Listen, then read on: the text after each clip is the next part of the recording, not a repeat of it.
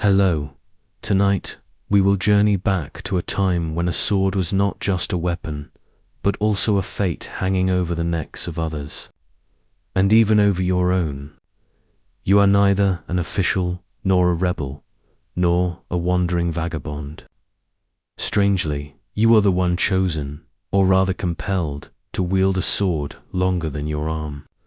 Its blade is so sharp that a single slip could peel the thin skin off a chicken's neck, but instead of a chicken, you will have to behead a human. A faint-hearted person surely would not survive in your place, before lying down to feel at ease. Remember to like and subscribe, but only if you truly find what I do here worth watching.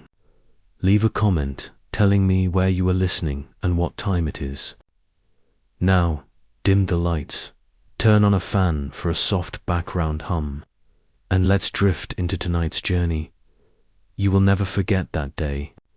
That year, you had just come from your village to the city. Your parents had died early, leaving you alone, surviving by doing all sorts of odd jobs. One day, while pushing a cart of firewood into the official's yard, a man called you over. He looked you up and down, his voice deep like a temple drum. Are you afraid of blood? You only furrowed your brow and nodded, unclear whether in agreement or just due to the wind. A few days later, you were brought to the barracks behind the office, where the courtyard was paved with uneven stones, old bloodstains, dark as moss. Someone handed you a long, heavy sword with a worn, red-painted wooden hilt. They didn't tell you what to do, only placed a banana tree trunk in the middle of the yard. When you swung the sword for the first time, there was no sound, but your arm felt detached from your body. The thwack of the banana tree splitting in two, accompanied by a loud cheer from behind, made you sweat as if you were showering. Not from fear, but because from that moment, your hand would no longer be used just for ploughing fields or cooking meals. People said that being an executioner granted tax exemptions and a monthly rice allowance, but you didn't know what you truly gained, or if it was just an exchange. From the moment you held that sword, everyone who passed by avoided your gaze, as if you were no longer human. A village boy suddenly became a tool of the court, a tool that could strike, not allowed to question, and even less allowed to remember the names of those about to die. Asterisk in those early days. You practiced swinging the sword with your left hand, in case your right hand trembled.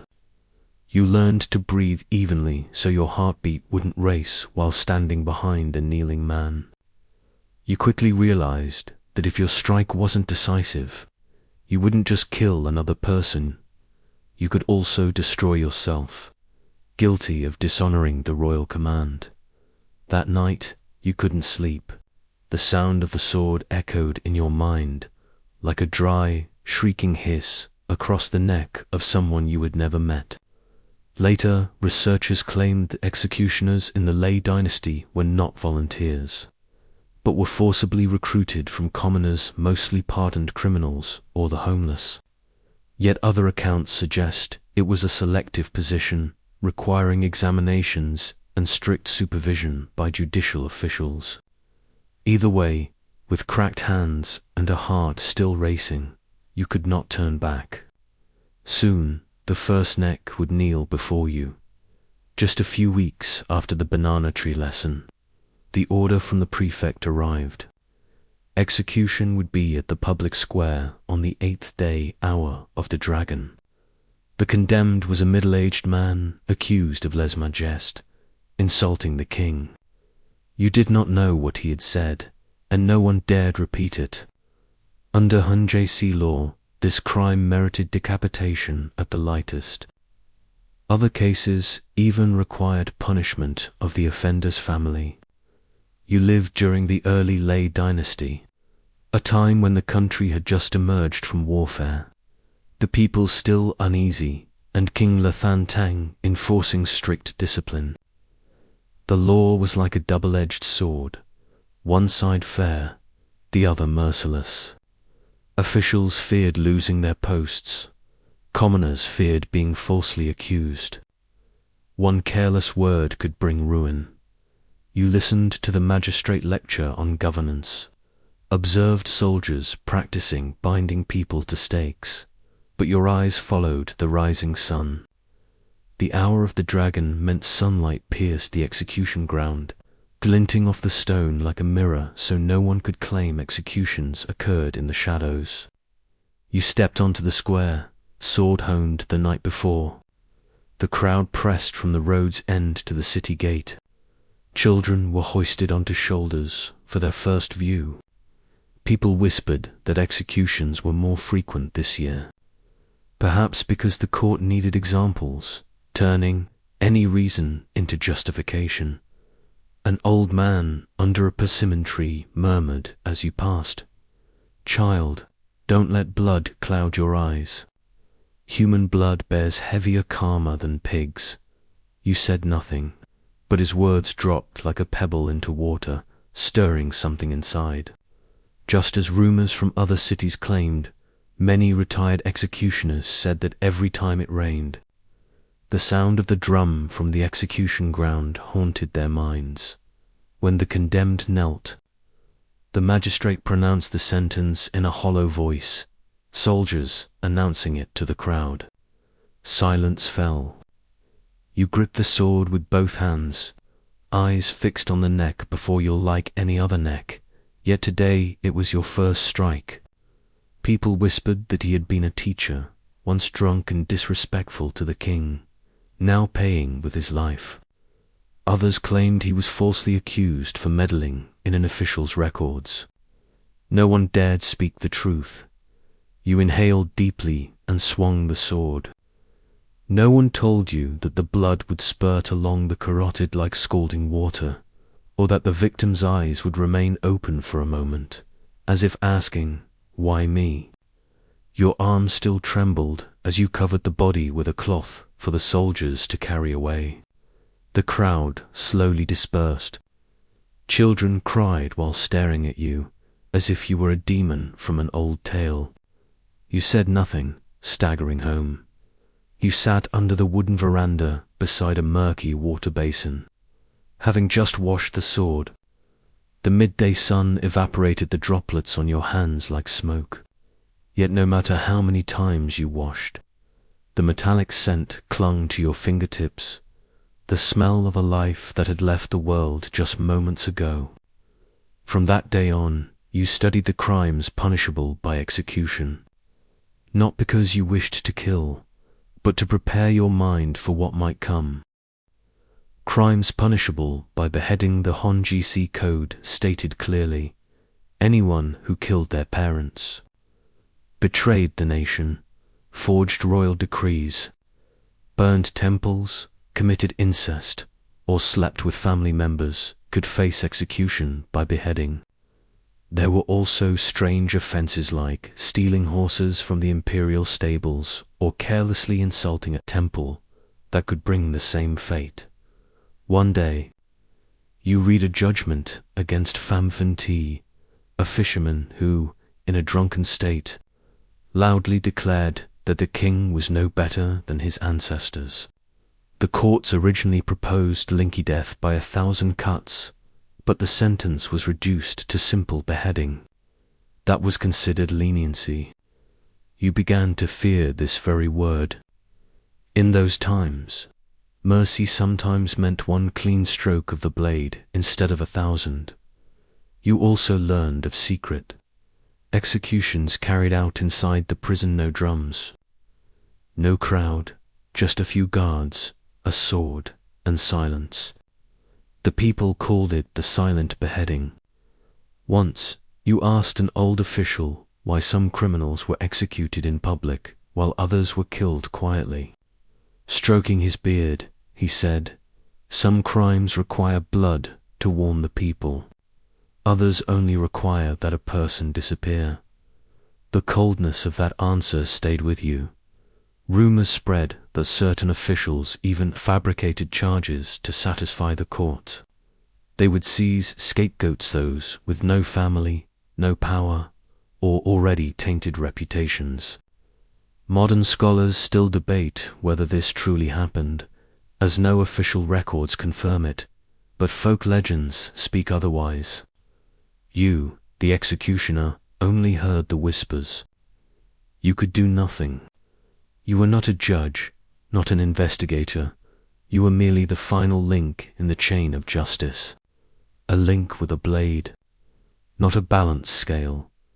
And when a neck lay before you, no matter the crime, they were all the same, trembling as they awaited the verdict, bowing in despair, falling silent when blood poured. Over time, you began to memorize their names, not out of pity, but to avoid repeating them in dreams. Because when you dream of two condemned men sharing the same name, the night becomes unbearable. Once, you dreamt of 3 men named Nugent von H. kneeling before you, and you had to behead all 3. You awoke, drenched in sweat. There was one thing no one ever taught you. When the head separates from the body, there is always a faint jerk, as though the body itself refuses to believe it has died. Some shed tears, some bite their tongues even as the head falls, and some even more chilling smile. Those moments froze your blood more than the sight of gore itself, so you began keeping a mental ledger, their names, ages, crimes, their final gaze, and the last thing they saw you. But you never told anyone. Everyone feared the executioner. No one dared ask what you felt, or whether you were afraid. You smiled, but inside you knew you were slowly becoming like the blade itself, silent, cold, and without choice. The first public execution, that first execution drew a crowd so large the streets had to be cleared. People gathered at dawn, some bringing breakfast, others claiming seats on rooftops for a better view. Children sat on their fathers' shoulders. Vendors sold sugarcane juice as though it were a festival. But you knew this was no celebration. You stood behind a black silk curtain in a small pavilion beside the execution ground. In your hand was the sword, its blade washed with rice wine and ginger knot, for cleanliness, but for ritual. People believed wine and ginger repelled evil spirits. You believed the fragrance masked another smelled the heavy stench of fear. That day, 2 men were sentenced, one for stealing from the royal granary, the other for treason, accused of gathering people at night to conspire against the throne. That crime was so vague that even 3 peasants drinking wine and grumbling about taxes could be condemned. But you kept silent as the first drum rolled. The ground itself seemed to hold its breath. Everyday sounds, the laughter of children, the chopping of meat, the barking of dogs faded away. You stepped forward at the command. Officials in crimson robes read the crimes aloud from ivory plaques. They never looked at the condemned. They did not look at you either. It was all part of a ritual. Your throat was dry, but you shouted ready, not for ceremony, but to steady your shaking hands.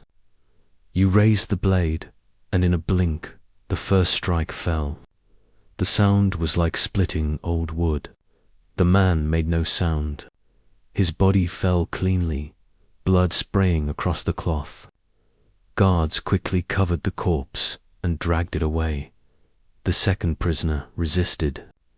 His eyes bulged. His mouth cried for his mother until soldiers bound him tighter. You hesitated as he writhed. When you struck, the blade missed slightly. The head did not come free. You had to swing again. That moment tore something inside you. Yet from the crowd came applause, clapping cheers, as if they had just watched a thrilling play. You did not know whether to laugh or weep. Scholars now argue, were these spectacles meant to warn or simply to feed the darker side of human curiosity. You, the executioner, knew one thing: no death is ever entertaining. Afterward, you sat for hours in silence, vision blurred, as though your mind had split apart. Then, a child passing by whispered, "Father." Today's executioner was skilled. You forced a smile, but inside your guts knotted tight. You knew from that day forward every morning that began with the sound of drums would be another day you killed in the name of justice. So what happens after the blade falls? What really keeps you from sleeping are the things that happen after the strike. The corpse is not always taken away for burial immediately. If the crime is grave enough, the head is fixed atop a bamboo pike higher than the body and displayed where everyone passes the city gate. Sometimes you must stand guard over the very head you severed, in case body snatchers try to steal it. Strange, isn't it? But families have been known to sneak a skull home to use in charms or erect a false grave to deceive the authorities. You remember a winter afternoon clearly, the sky low and cold. A head hung there from dawn until dusk, the eyes clouded, lips bluish, flies circling. People passed by and pointed, telling the story as if recounting an old tale. You sat nearby with your hand on the sword butt, hollow inside. After each execution, you were paid usually a small cloth pouch with a few coins, sometimes a measure of rice or a strip of dried meat. The executioner's pay was not fixed. Light offences paid little. Treason earned more, but however much no one bragged. Money in hand weighed heavy as guilt. You couldn't enjoy spending it. Once you walked to market with coins, fresh from a corrupt official execution. The fishmonger refused to sell, whispering, "I don't sell 2 hands stained with blood." You understood, and it hurt. Not the refusal itself, but the truth of the words. One night, you hid the pouch under your pillow.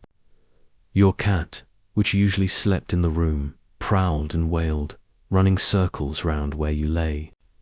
You took half the money outside and burned it, and gave the rest to the blind beggar at the market. From that night, the cat grew quiet and you slept a little. The elders say an executioner's money is blood-rusted coin. It sounds like a proverb, but you understand it literally. Each coin, new or old, presses like a stone on your chest. Some say you can perform rituals to lift the guilt 3 nights of offerings at the Earth Spirit Shrine. A talisman hung on the sword. Others say karma cannot be undone by charms. So you stopped trying. Once you returned to your native village to visit kin. Your aunt saw you from a distance and shut the door. Children called you the headman and ran off laughing. You sat alone by the village well and watched the water, no longer as clear as before.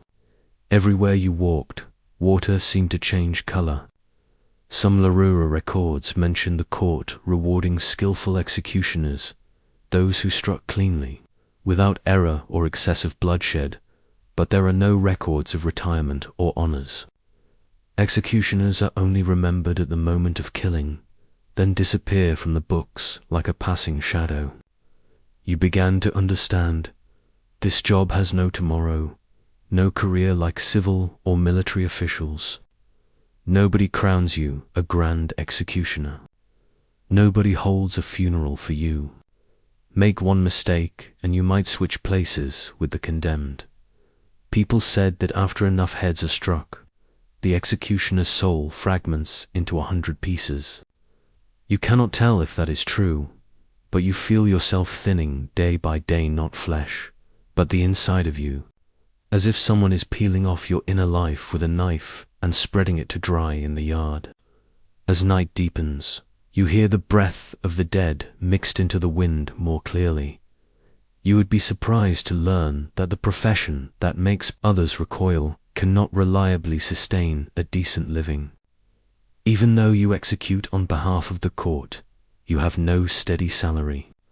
When there are no death orders, you must eke out a living like anyone else, stending fields, mending pots, cutting sugarcane. Yet whenever someone recognizes you as the one who stood on the execution ground, they look at you as if you came from the netherworld.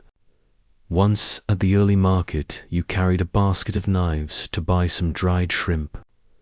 The old woman selling them looked at your hands and shook her head. Those hands have cut lives.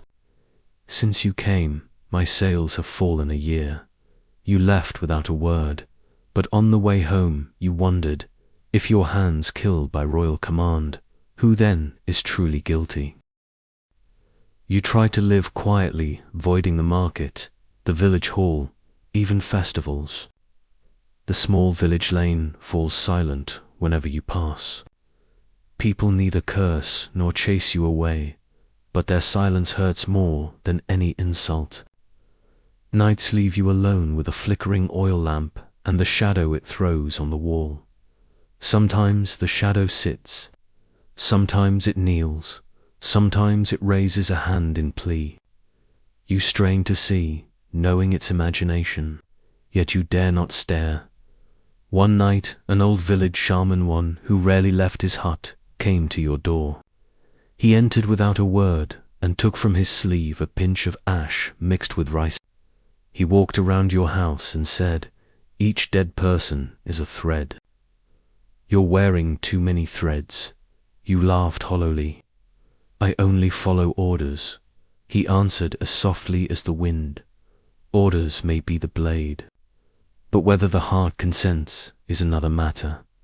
You did not reply.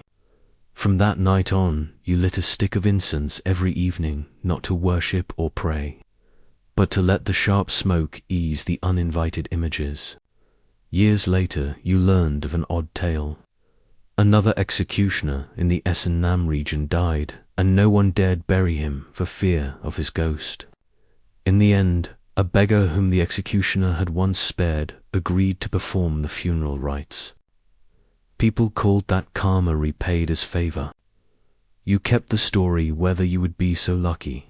You did not know. Some modern scholars ask why executioners were not officially honored by the court, despite enforcing justice. One hypothesis: executioners serve a necessary, shadowy function, important, but unsuitable for public praise, like a sewer under the city. The comparison stings, but feels apt. You thought of leaving the job, but to do what? Who would hire you to plant rice? Who would invite you to a communal feast? Every trade depends on a network and community. Your craft has only you and the blade. Sometimes you lie staring at the rafters and wonder what you will be in your next life. You do not dream of becoming an official or a rich man. You only wish to be the noodle seller at the market who can meet a customer's eyes and not see them tremble. Or a tree by the roadside, no sword, no memory of those about to die, simply standing, flowering and shedding leaves. An innocent tree. You thought, at least in your village, someone might still remember you. Asterisk. Life on the margins of sin, but the village was no longer the same. The old path had been filled with red earth, the well once covered with green moss. And more importantly, people no longer wanted to recognize you as an acquaintance. That time when you returned for your father's death anniversary, walking from the riverbank into the village under the blazing sun, not a single person offered you a cup of water. Even your aunt, who once gave you leftover rice, quietly pulled the wooden gate shut as you passed. Perhaps in their eyes, you were no longer the child of the village who went to earn a living far away, but someone who had touched death too many times. Carrying its odor on your clothes, you sat alone in the ruined house, once filled with straw and laughter. Everything remained the same, only people's hearts had changed. That night, you burned incense before your father's altar. praying without daring to call him father, because you did not know if the one beneath the grave still accepted you as his son. Since you took up this profession, relatives had drifted away. The cousin who once played marbles with you was now the village headman. When he met you on the street, he merely bowed perfunctorily. You understood and blamed no one, only felt sorrow. A sorrow like being dead without being buried. You tried to bond with a few people. There was a girl from the upper hamlet, an orphan who sold cakes at the market. She did not know what you did, Dor. Perhaps she knew, but pretended not to. You often bought cakes in silence, leaving the money without a word. One day, she smiled brightly and gave you an extra cake, saying it was for the quietest man in the market today. You nearly laughed, but stayed silent. Old folks you knew said little about her, just that sometimes you two would sit under the eaves together, watching the rain pour. One day she said, "You must have seen many terrifying things." You nodded. She did not ask further, only moved closer, light as breath. For the first time in years, you felt you could place your hand on another's without making them recoil. Then one day she went blind, not because of your profession, nor some strange disease, but simply because her already weak eyes gave way after a fever. She still sold cakes, still smiled, but could no longer see your gaze each morning. And you thought, perhaps that was a blessing, because if she still could, maybe she would no longer remain by your side. Some nights, you listened as she spoke of the smell of wind, of ashes, of burning straw, things you had never noticed. She said that only after losing sight did one truly see that what is unseen can become clearer. You nodded, but thought to yourself that some things, the clearer they become, the more frightening, like the eyes of a man about to be executed, like the drumbeat announcing death. The villagers still whispered. But since she came to you, the whispers grew softer, not out of sympathy, but fear of the love of a blind woman, a love that neither saw blood nor sin. You once thought you would die in loneliness, but since she came, you knew there are those who do not need sight to see. They felt what you hid, not through words, but through silence. A historian of the Nugent dynasty once wrote, "Many executioners in old age lived in darkness, not because they lost their vision, but because they chose to see no more." You found that true. Yet for you, it was the opposite. You were not afraid to look, only to be looked at, and the blind girl saved you from being seen by not seeing. Your child was born on a rainy night. The first storm of the season poured down as though washing the blood from your heart. The blind girl gripped your hand tightly, her teeth sinking into a cloth until they bled. You sat beside her, stoking the fire, boiling water, whispering into her ear, "You're strong. Hold on." The baby's first cry rang through the thatched house, making you trembles. You once trembled when swinging your first blade. But this time it was not fear, it was the first time you felt you had created life instead of taking it. You named your son B&H, meaning peace, without drums or bloodshed. A simple name, like the dream you had buried for years. Benuen grew up poor, but surrounded by laughter. He had sharp ears like his mother, hearing the wind, the crickets, even your footsteps in the silent nights. You never told him what you did. To him, you were the man who guarded the city gator, gentle lie you invented, when he first began to ask, when he asked, "Father, why do your clothes always smell of wine?" You only smiled and said it was because you worked in the cold. The blind girl never asked, never taught him to call you executioner. But you knew in her heart she had long forgiven. She forgave you, forgave the souls you once took. forgave even the society that forced a man to feed his child by raising a blade to another's neck. You often watched your son sleep, clutching a dry leaf as if holding his first dream. You wondered if he should ever know about you, about blood, about the drums. Then you shook your head. No, a child is not born to carry his father's sins. Once, when he fell ill with fever, you sat by him all night. Looking at his dry lips, his burning forehead, you suddenly thought of the fathers you had executed. Did they have children too? Did they ever sit like you, hands trembling with a wet cloth on a hot brow, whispering, "Don't die, please don't die"?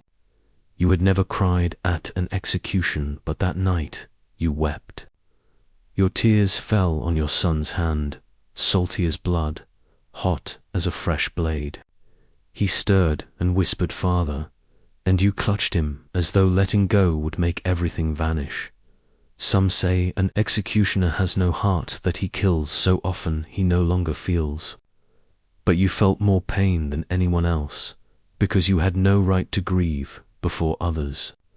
Your pain was folded away, hidden, breathed out only when all slept. Scholars claim executioners often lived long, perhaps because they grew used to blood and death, no longer fearing. Others say the opposite, that many died young by suicide or madness. You read such lines and smiled. Both sides were true, because you knew an executioner's lifespan was not measured in years, but in the number of souls he had sent away. And your child was the reason you wished to live longer, only to see him grow, to one day put down the blade without feeling empty, even to have one morning without hearing the death drum. You had never thought you would cling to the blade this long, yet year after year it clung to you like a shadow. Still, you had a wife, a child, a little peace. Each time the summons came, you still had to go, just as the blade still had to shine, even though no one wished it so. Lately, your hands began to tremble on me, you noticed. At night, under the oil lamp, your bony fingers twitched silently, remembering each swing. You sharpened the blade more slowly, and when standing behind the kneeling condemned, your heart pounded as it had the first time, not from fear, but from knowing you no longer stood steady. Once you missed. The man screamed in agony, blood gushing like a torn jug. You had to strike again. The crowd murmured. The magistrate frowned. Soldiers handed you ginger wine to steady your hand, but you knew the trembling was not in your hands, but your heart. After that day, you asked for a month's leave. The court refused. An executioner does not rest. The scaffold must stand. Lives must fall on time. You returned, carrying the exhaustion of a long winter in your chest. Bien had grown. He asked more questions. Why did his father have no friends, no family gatherings, never played games or visited the temple? You brushed him off, but deep inside you knew one day he would learn the truth. And you feared not his hatred, but his gaze changing. The blind girl, his mother, remained patient, as always. Each night she sat by the fire, listening to you grind the blade on stone. That sound like an inverted heartbeat, low, patient, heavy. She said, "I cannot see you change, but I feel you grow lighter each day, like a shadow in the wind." And you knew it was true. Sometimes, looking at your shadow on the wall, you could no longer see its outline clearly. It blurred, as if fading away. You tried teaching B&H pottery not because you were skilled, but because you wanted him to touch clay, to shape life instead of cutting it away. You placed his hands into the earth, to feel its smell, its dampness, its softness, something that could become form, not death. One night, B&H asked, "Father, what do you do at the city gate that nobody wants to visit?" You looked at him, then at the yard. The moon was so bright you could see the scars on your hand. You're meant to lie, as before, but only sighed. "I keep order," B&H nodded, asked no more. You knew it was not the truth, but not a complete lie either, in an old text. It is written, "The one who keeps order is the one who has seen the most chaos." You thought of those words every time you stepped onto the scaffold, and your heart beat not from duty, but from loathing the very title that all feared to name. You were no longer the man of years past. The blade in your hand remained sharp. Asterisk, the blade that never rusts, the blade that never rusts, had grown as heavy as a mountain. And with each stroke now, you heard an echo from the past. The first sound, the first stroke, the first person, the first blood you could not forget. You still remembered clearly the very first executioner's blade given to you. Its handle was made of hard wood, wrapped in red cloth at the hilt. The steel forged in R.S.S. Village, sharp enough to slice a bamboo leaf in mid-air. That blade had no name, but in your mind you secretly called it Hàn Tâm Cold Heart because it was icy, and because the first time you held it, your own heart froze. Many years later, the court issued you a new blade, lighter, with a bronze hilt engraved with intricate motifs, but you never used it. You kept Hàn Tâm, hanging it separately on the roof beam, wrapped in cloth, each month wiping it with wine before letting it sleep again like a tamed beast. You believed an executioner does not choose the blade chooses the man. And that first blade had grown used to your hand, your breath, the way you inhaled, held it, then swung. Once, a new soldier, out of curiosity, borrowed your blade to test his hand. The moment he touched it, his palm split to the bone. You did not scold him, only looked at him as though he had disturbed another's soul. For you, the blade was not merely for killing. It was your diary. Every scratch, every worn edge told a story no one but you could hear. There were times you ground the blade until you forgot to eat. One evening, as darkness fell, you still sat by the great stone behind the house, dragging the steel across its surface in steady rhythm. That shrill sound was like the wind cutting through a winter meadow. Your wife did not scold you. She poured ginger tea and set it beside you, softly asking, sharpening the blade all your life, "Have you ever thought of laying it down?" You stayed silent. "It's not that I don't want to lay it down. I just don't know what remains of me once I do.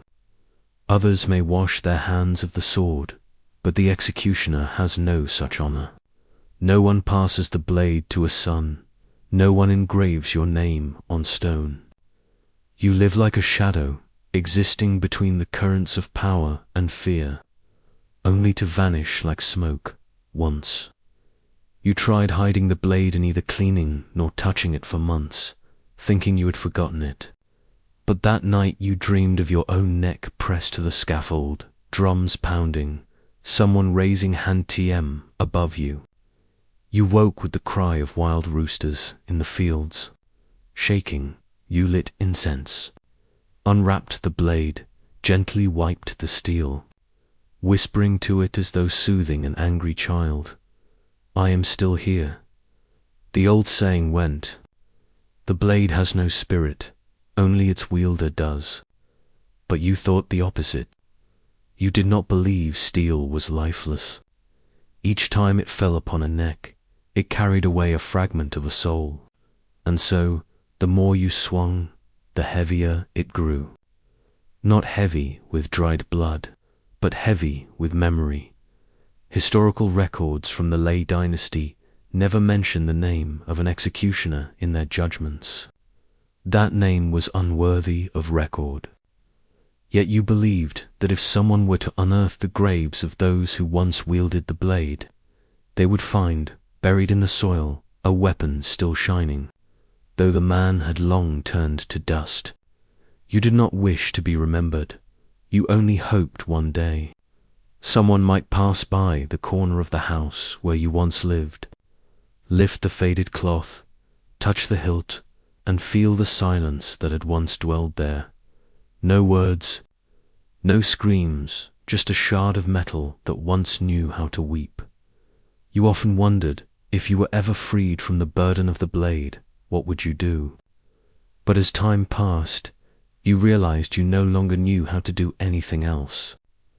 These hands were no longer fit for the plough, nor steady enough to write or mend clothes. Each time you touched an object, you found yourself testing whether it could replace the steel. You lived as one caught in between, not quite a reaper, but no longer truly human either. Even in dreams, you were denied a role. Sometimes the executioner, sometimes the condemned, sometimes the severed head rolling on cold stone. Once, you dreamt of a scaffold completely empty, no soldiers, no officials, no crowd. Only you, your blade, and a stranger. You approached, performed the ritual as countless times before. But when you swung, it was not his head that fell, it was you who collapsed, your neck chilled by an invisible stroke. You awoke, drenched in sweat, heart pounding like a festival drum. You went to the village temple, but did not dare step inside the gate. A venerable monk looked at you and asked a single question. What do you see when you look at the temple bell?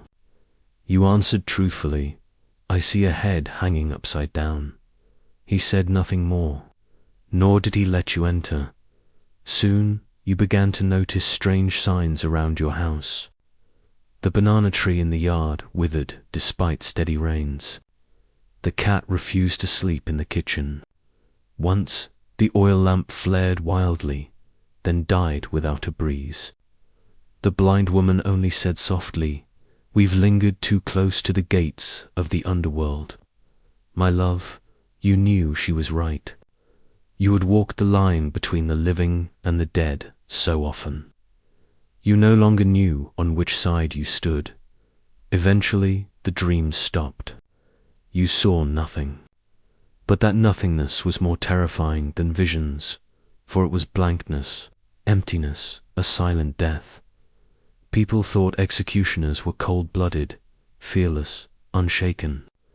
But you had often stood behind crowds listening to ghost tale stories of restless souls denied release.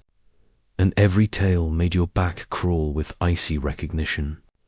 Not because of superstition, but because it was all too familiar. Asterisk, you did not want to die an obscure death. If you could choose, you wished for a place to lay down the blade, perhaps beneath the shade of the wild cherry tree where your child once played, or by the pot of ash cakes of the woman who once touched your hand without recoiling. A death without drums, without gongs, without witnesses. You once heard that in the north, when an executioner died, his blade was buried with him, so that he would not return to claim it. But in other places, they cast the blade into a river, letting the waters wash away his karma. You never knew which was true. Perhaps the important thing was not the blade, but the heart.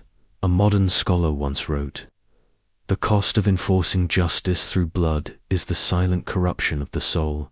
You did not fully understand, but you felt it because you had long been intimate with silence, so intimate that no one ever asked you, Are you all right?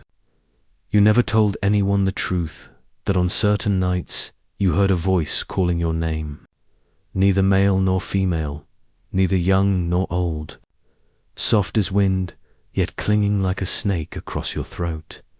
Each night you placed the hilt of the blade upon your brow before sleep, not to beg forgiveness, but to remind yourself, you are still alive. For as long as you lived, perhaps there remained a chance to atone. Then one day, You received a special order from the magistrate to prepare for a secret execution ceremony. Silent curses, no magistrate, no crowd, no drums. Only you, a masked figure, and a small courtyard behind the gate. They called it execution in the shadows.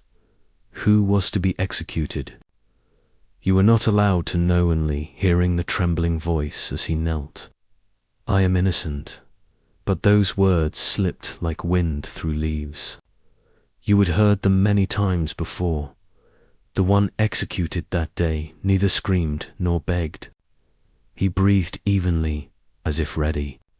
You stepped forward to raise the blade as usual, but your legs froze. Not from fear, but because you saw your shadow drape over him, long, black, as if linking to lives together, or perhaps passing some unseen essence.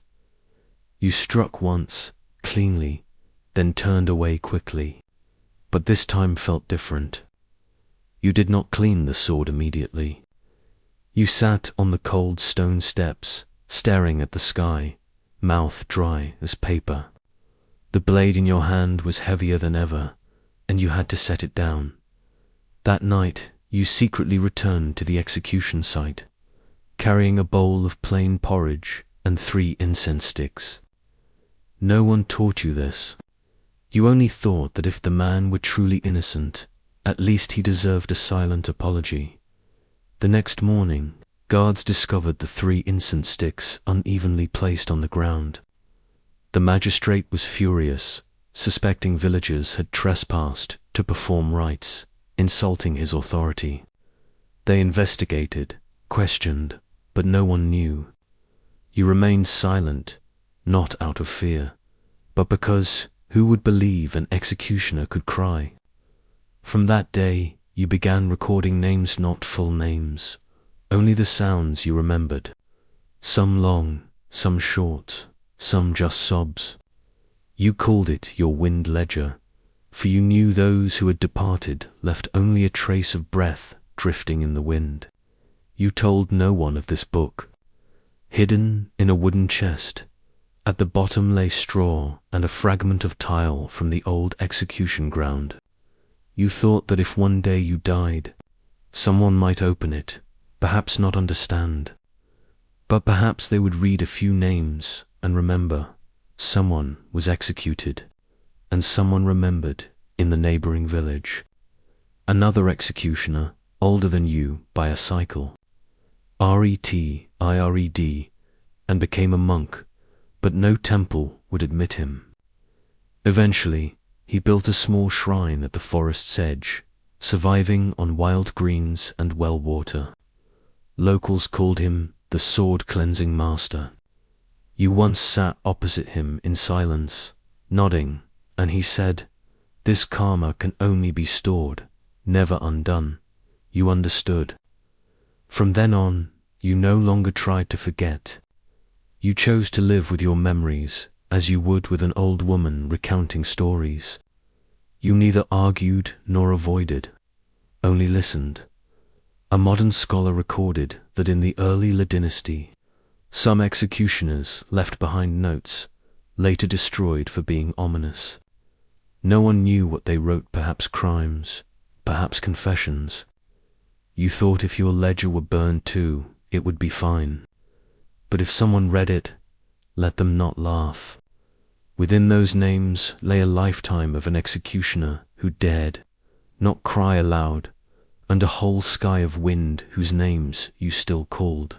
Sometimes, walking past an empty square, you dreamed of standing amid a crowded execution ground, the drum silent. As an old executioner, before the drum could strike, the crowd cheered. They did not come to witness the guilty punished, but to see you executed. You knelt, neck cold, yet no hand held the blade, only a sword standing upright in the center of the square, as if it might fall at any moment.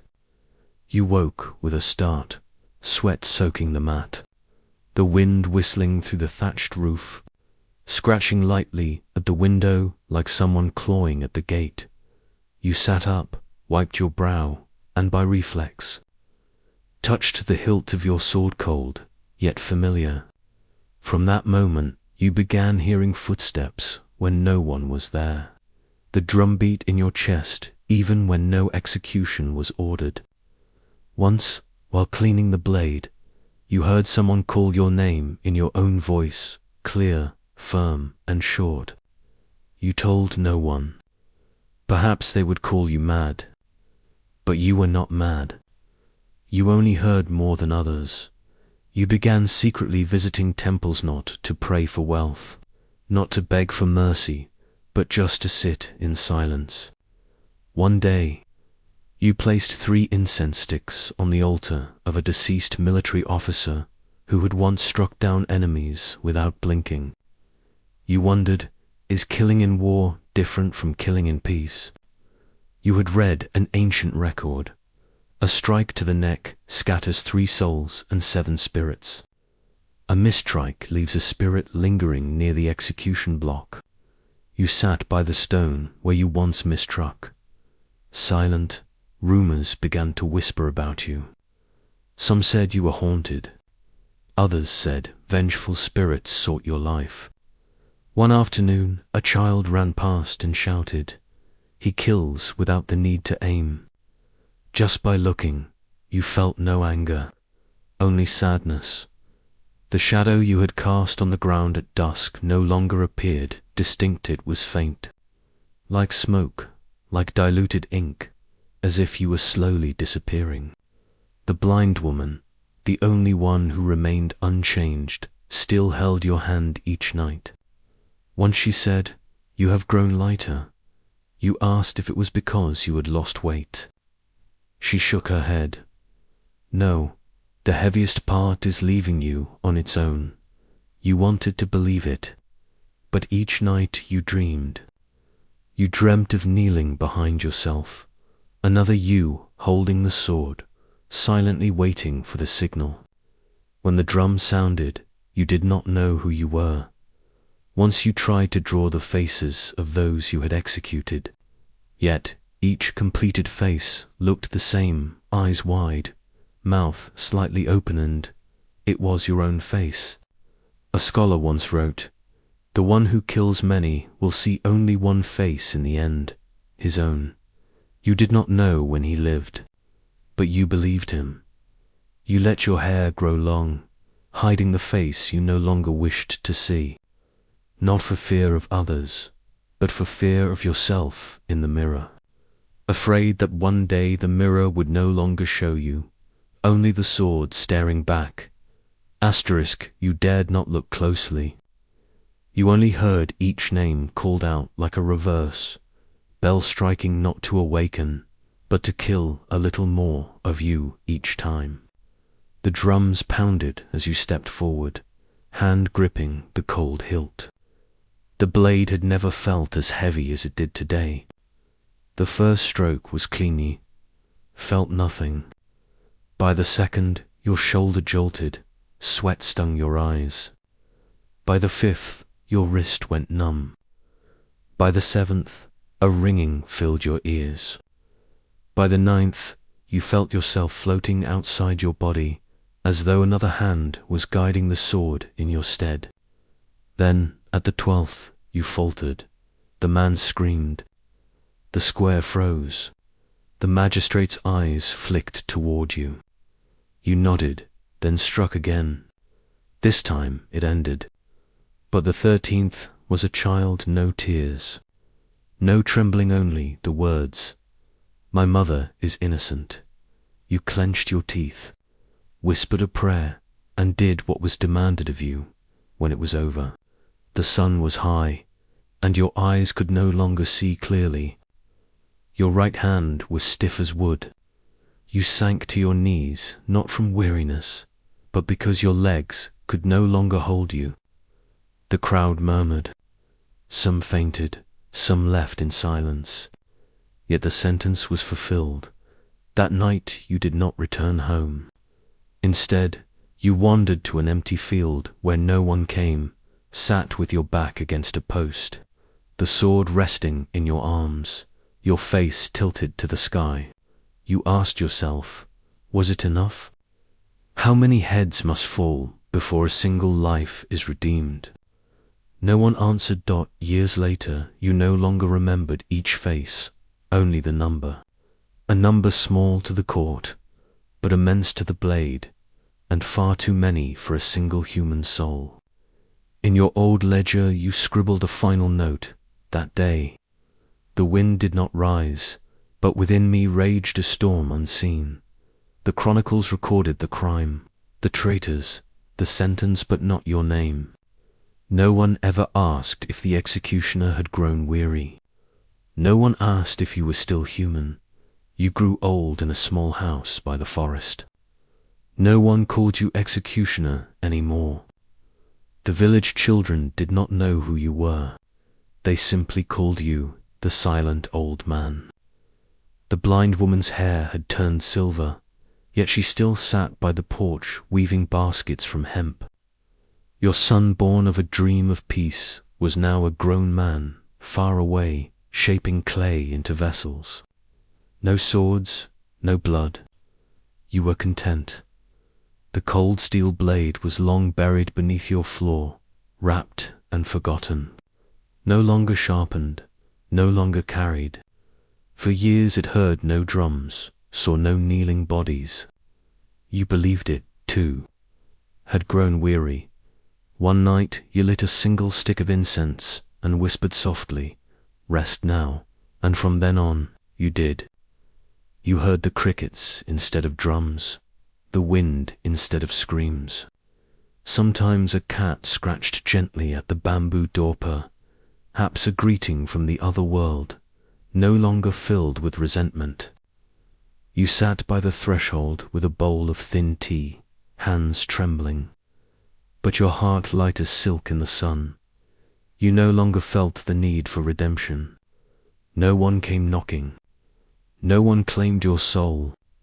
Perhaps you had atoned simply by staying by, living with the weight of every cut. Sometimes you returned to the old square, now a field of grass where children played. You stood at a distance, bowed not to anyone, but to the names in your ledger. Faces forgotten, yet never erased. They had left, carrying pieces of you. And you had survived, carrying pieces of them. That night the wind was gentle. The palm leaf fan above you creaked like the lull of time itself. You lay down beneath a thin blanket, no blood, no blade only, the sound of the world sinking into a slow, full sleep. Moonlight slipped through the cracks, the lamp long extinguished. Silence held everything, and you once the arm behind 100 blows were now only a faint breath within the dawn mist. Good night,